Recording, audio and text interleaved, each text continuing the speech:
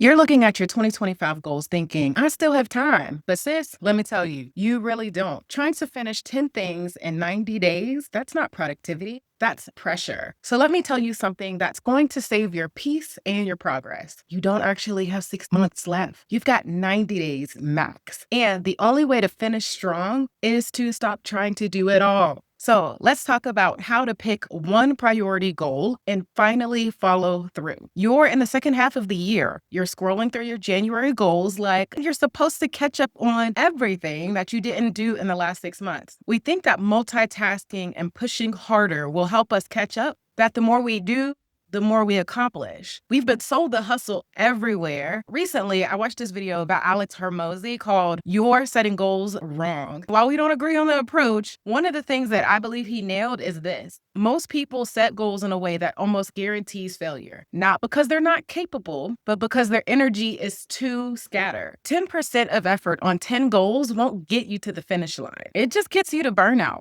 So the real flex is choosing one thing, and going all in. And when my clients focus on one goal, their results come faster, cleaner, and with less overwhelm because they stop fighting their capacity and they start moving in alignment. So here's what we're going to walk through today. Number one, how to choose one high impact goal. Number two, how to focus on that goal for the next 90 days. And then number three, how to finish strong and soft without burning yourself out. If you're a woman whose goal is to create a soft life without burnout, I want you to take my soft life assessment. It's linked in the description below, and it's just 9 questions. You'll get a personalized roadmap that'll help you move forward with clarity, not pressure. So you're juggling too many goals, spreading yourself thin, wondering why nothing feels done. If I just manage my time better, I can do it all. But energy, not time, is another part of your real limitation.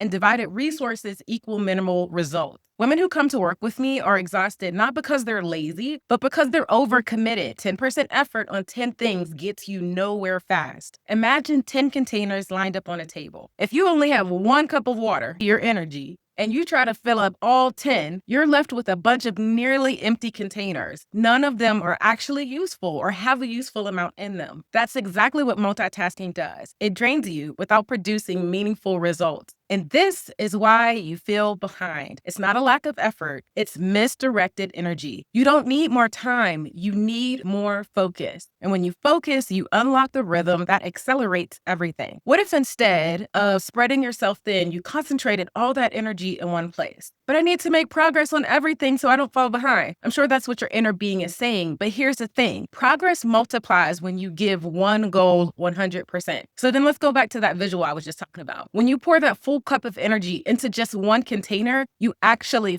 fill the whole container. It starts working. That's what happens when you focus. And that momentum builds faster than multitasking ever could. So pick one goal, give it your all for the next 90 days, and then you'll finish it faster, feel clear, and have the capacity to tackle the next thing from a place of peace, not panic. This isn't about doing less for the sake of it. It's about doing the right thing and then doing it well. And when you focus like this, you'll also bump into the real reason it's hard to finish things. You're not just trying to finish a goal. You're trying to finish 2025 with clarity and not chaos. But I'll figure it out as I go, right? I hear you, but intention beats out improvisation, always. My clients who map out their next 90 days with a structure actually finish their goal before the year ends. And they get to use November to reflect and reset their vision. And then when they get to December, they get to really block that out to rest. Block out this 90-day sprint, August, September, October, and add in rest checkpoints. Set weekly intentions and high leverage milestones. Align your calendar with your capacity because you really don't need a new planner. You need a new priority. This is how you finish 2025 strong and soft. But even with all of that clarity, there's one thing that might still keep you from choosing one goal. You have big dreams. You don't want to let any of them go. What if I choose one, but I end up giving up on the others? This is not giving up.